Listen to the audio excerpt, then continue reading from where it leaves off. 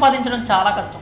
కొందరైతే 100 రూపాయలు సంపాదించడం కోసం ఒక రోజు మొత్తం కష్టపడుతూ ఉంటారు. తిన్నా తినకపోయినా కష్టపడి చెమటోడ్చి తమ పిల్లల భవిష్యత్తు కోసం దాచుకుంటూ ఉంటారు. కానీ కొందరు సైబర్ నేరగాళ్లు అలాంటి వాళ్ళ కష్టాన్ని నిమిషాల్లో దోచేస్తున్నారు. అమాయకులు, అవగాహన లేని వాళ్ళని టార్గెట్ చేసుకుని ఇలాంటి మోసాలకు పాల్పడుతూ ఉంటారు. అయితే ప్రభుత్వాలు, పోలీసులు చేస్తున్న అవగాహన వల్ల ప్రజల్లో మార్పు అయితే వచ్చింది. అందుకే సైబర్ నేరగాళ్లు కూడా వాళ్ళ పందాన్ని మార్చుకుంటున్నారు. ఇప్పుడు ప్రజాపాలన దరఖాస్తులే టార్గెట్గా కొత్త మోసాలకు తెరలేపారు. తాజాగా ఓ మహిళను మోసం చేసిన విషయం వెలుగులోకి వచ్చింది. సైబర్ మోసాల గురించి అయితే ప్రత్యేకంగా చెప్పాల్సిన అవసరం లేదు. గుర్తు తెలియని వ్యక్తులు ఫోన్ చేసి మీకు లాటరీ తగిలిందని, మీరు లక్కీ డ్రాలో విజేతలుగా నిలిచారని, మీకు బంగారం, గోల్డ్ కాయిన్స్ వచ్చాయంటూ చెప్తూ దరఖాస్తు కోసం ఓటీపీ చెప్పాలంటూ మోసాలకు పాల్పడేవాళ్ళు. తర్వాత ఆ మోసాలను ప్రజలు గ్రహించారు. అందుకే సైబర్ మోసగాళ్లు కూడా పందా మార్చారు. మీ బ్యాంక్ అకౌంట్ కేవైసీ చేసుకోవాలని, అకౌంట్ వివరాలు అప్డేట్ చేసుకోండి అంటూ మోసాలు చేశారు. ఉద్యోగాల పేరిట, వర్క్ ఫ్రమ్ హోమ్ పేరిట ఎన్నో మోసాలు చేశారు. ఇప్పుడు సైబర్ నేరగాళ్లు కూడా రూట్ మార్చారు.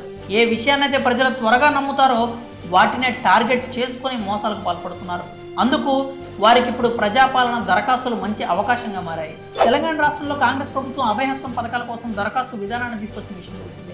6 గ్యారంటీలకు అప్లై చేసుకునేందుకు 1 కోటి మందికి పైగా ప్రజాపాలన దరఖాస్తులు అందజేశారు. ఇప్పుడు వారినే టార్గెట్ చేస్తూ సైబర్ నేరగాళ్లు కొత్త మోసాలకు పాల్పడుతున్నారు. ఇప్పటికే పోలీసులు ఈ నేరాల విషయంలో హెచ్చరించారు. గుర్తు తెలియని నంబర్ల నుంచి ఫోన్లు వచ్చినా, ఎవరైనా ఫోన్ చేసి ఓటీపీలు అడిగినా చెప్పొద్దంటూ తెలియజేశారు. ఇలాంటి మోసాలకు పాల్పడతానని ముందే గ్రహించిన పోలీసులు ముందస్తుగానే హెచ్చరించడం చూశాం.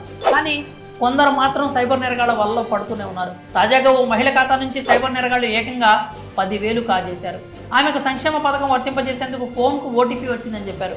తమకు ఆ ఓటీపీ చెప్తేనే దరఖాస్తు ఓకే అవుతుందని మాయమాటలు చెప్పి ఆమె వద్ద ఓటీపీ తెలుసుకున్నారు. ఇంకేముంది, ఆమె ఖాతా నుంచి 10,000 రూపాయలు మాయం చేశారు. 1 కోటి మందికి పైగా తెలంగాణ పౌరులు అభయహస్తం పథకాలకు దరఖాస్తులు తీసుకున్నారు. వారి దరఖాస్తులను నేరుగా అధికారులకు అందజేసి రసీదులు కూడా పొందారు. ప్రస్తుతం ప్రభుత్వం నియమించిన అధికారిక ఆపరేటర్లు ఈ వివరాలను కంప్యూటర్లో ఎంటర్ చేస్తున్నారు. ఈ విధానం ముగిసిన తర్వాత డోర్ టు డోర్ ఎంక్వైరీ ఉంటుంది. ఇప్పటికే ఈ 6 గ్యారంటీలకు సంబంధించి కేబినెట్ సబ్ కమిటీ కూడా నియమించారు. అర్హులైన అందరికీ పథకాలు అందేలా కట్టుదిట్టమైన చర్యలు కూడా తీసుకున్నారు. కాబట్టి ఇలాంటి మోసగాళ్ల ఫోన్లకు స్పందించొద్దని పోలీసులు, అధికారులు హెచ్చరిస్తున్నారు. ఎవరో గుర్తు తెలియని వ్యక్తులకు ఓటీపీలు చెప్పొద్దంటూ సూచిస్తున్నారు. మరి ఇంత విలువైన సమాచారాన్ని మీ బంధుమిత్రులకు కూడా షేర్ చేసి వారిని కూడా ఒకసారి ఈ సైబర్ నేరగాళ్ల వలలో పడకుండా అలర్ట్ చేయండి.